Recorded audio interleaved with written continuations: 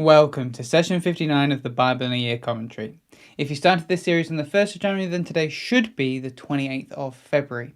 Today we'll be looking at Deuteronomy 17 to 20 and Psalm 59. But so far in Deuteronomy, we've read through the beginning of Moses' sermons to the new generation of Israelites. We noted how the perspective shifted, so now it seems like the narrator is looking back at this time in Israel's history from their future and from the other side of the river. We read as Moses recapped how the Israelites got here from Egypt, reminding the people where they've come from and what God has done.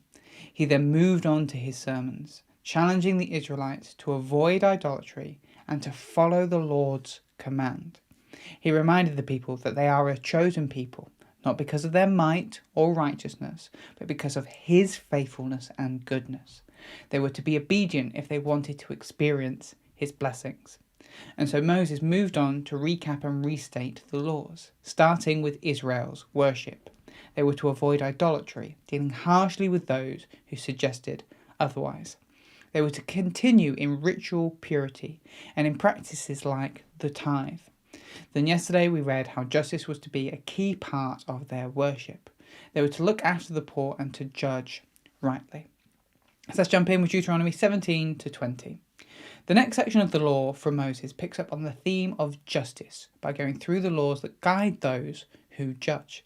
But before Moses gets there, he has one last topic about worship he wants to discuss: those who worship other gods. We've already covered that those that lead others to worship other gods, but Moses wants to make sure that even those who do it in quiet and don't tell others need to be punished. It is a corruption that should not be allowed to spread. And so we move to the instructions on Israel's leaders. When an issue is too important or too complex for the people to judge themselves, they can come to the priests and appointed judges.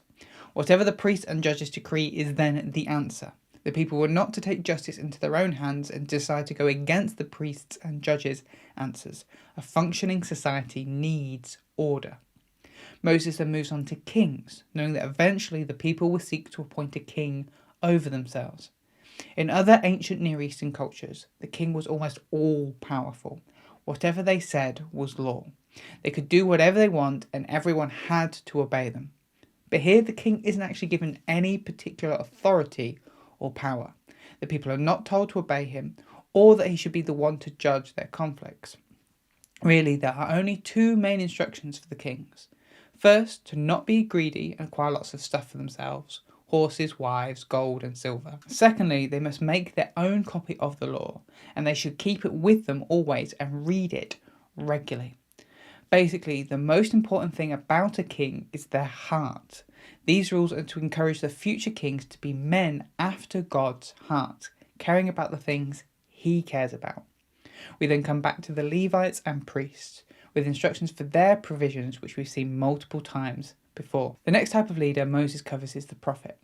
And at first he lists the kind of behaviours that someone might commit that would claim they could do prophecy but actually are forbidden and ungodly. These abominable practices include trying to hear from other gods, speaking to dead people, or discovering the future. In each of these cases, the people are trying to get supernatural information outside of their relationship with God. But Moses encourages the people they don't need to use these abominable practices because God will rise up prophets who will speak to them and reveal what God is saying. This comes with a warning that some might pretend to be prophets when they are not. The simple litmus test is, have they prophesied something that didn't end up happening? Then they are false prophets. A whole study could be done just on this, but it's worth noting that Old Testament prophecy and New Testament prophecy are not the same. The Old Testament prophet was an individual called out from many to speak on behalf of God. It was essential that they hear and speak accurately as the whole nation depended on them. In the New Testament, prophecy is given to many in the church. We all get to hear from God and can share what we've heard him say. But in this, as Paul says, we prophesy in part. That's 1 Corinthians 13 verse 9. In modern prophecy, we sometimes make mistakes. The test then is not, did it come true? And if not, they must be a false prophet. The test is really, if it didn't come true, does the person who said it acknowledge that and own up to their mistakes, rather than claiming that they're still divinely appointed?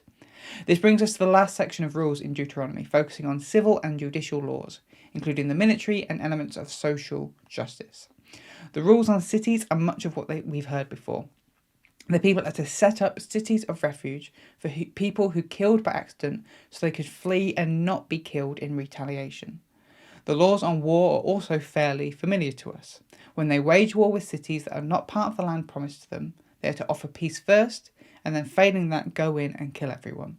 But when waging war against cities within the land promised to them, they are just to go in and destroy everything. When we look to Deuteronomy 2, I explained that I believe this is because the people are to purge all the traces of the descendants of the Nephilim from the land. But that's Deuteronomy 17 to 20. Now let's look at Psalm 59. This psalm is attributed to King David and refers to 1 Samuel 19 verses 11 to 12, when Saul sent men to David's house to kill him. The psalm falls into the category of lament psalm. Here's a summary of the structure, but I would recommend checking out the written version of this commentary in the description to see the structure properly for yourself. So we have verses 1 to 2, prayer to God. Verses 3 to 8, the complaint against the wicked. Verses 9 to 10, trust in God. Verses 11 to 15, curses on the wicked. And then verses 16 to 17, praise to God. The psalmist opens with his request to God. Deliver and protect me, O God. The enemies are rising up against them, pursuing evil and seeking their blood. Next comes the core of the psalmist's complaint. The enemies are chasing them to take their life, despite the fact that the psalmist has done nothing wrong. The psalmist then uses this as a parallel for all of Israel's enemies that might try and tear Israel down. The psalmist asks that God punish these other nations for their wickedness. Then the psalmist turns back to their own problems. Their enemies are like howling dogs, shouting lies and abuse. They think they can do whatever they like. But God is above all and he sees all. He mocks the attempts of the psalmist's enemies and Israel's enemies. And so the psalmist declares their trust in God. God is their strength and their fortress because he is a faithful and loving God. From there, we move back to requests. The psalmist asks that God doesn't do away with their enemies quickly. If so, the people will then soon forget and slip back into wickedness. Instead, they ask that God make an example of their enemies, weakening them and trapping them in their own wickedness. Let all the people see that it was their own curses, lies, wrath, and wickedness that led to their own destruction, so that others might learn to avoid these. This finally leads the psalmist back to praise. They will sing praises of their God, who is their strength and their fortress, because he is a faithful and loving God. It's worth mentioning at this point that if tomorrow is the 29th of February, because it is a leap year, there will be no video. So you can have a day off, you can relax, you can catch up on stuff that you've missed, and we'll pick back up on the 1st of March. Thanks for joining us today. Take a moment to reflect on what you've read and share your thoughts or questions below. If you're watching in the future, then you can click here for the next session, or you can find the full playlist just down here.